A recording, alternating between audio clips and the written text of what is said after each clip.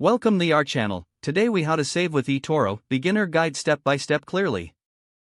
First, visit the eToro website or download the app on your device. Create an account by clicking the Join Now button.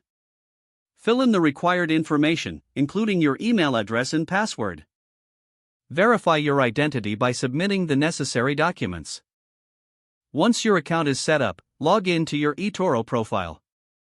Navigate to the Deposit Funds section to add money to your account. Choose your preferred payment method, such as credit card, bank transfer, or PayPal. Enter the amount you wish to deposit and follow the prompts to complete the transaction. After funding your account, explore the available markets on the platform. Use the search bar to find specific assets like stocks, cryptocurrencies, or ETFs. To start investing, click on the asset you're interested in. On the asset page, review the market information and price charts. Determine how much you want to invest in the selected asset. Click the Trade button to specify your investment amount. You can set stop loss and take profit levels to manage risk. Once you're satisfied, confirm your trade. Monitor your investments via the Portfolio section in your dashboard. Make adjustments as needed based on market trends and your financial goals.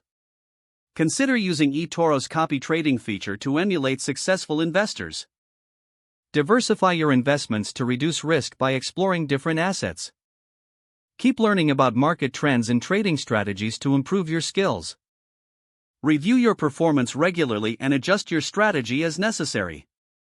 By following these steps, you can effectively save and invest using eToro. Start your investment journey today and take control of your financial future. If the page does not load, refresh the browser or try again in a private or incognito window. Make sure you are using the correct email address, then retype it carefully to avoid small typos. If your password is not accepted, use the reset option and create a new strong password you can remember. Check your spam folder for verification or security emails, then complete any requested confirmation steps. Don't forget to like this video and subscribe to our channel for more step-by-step tech guides.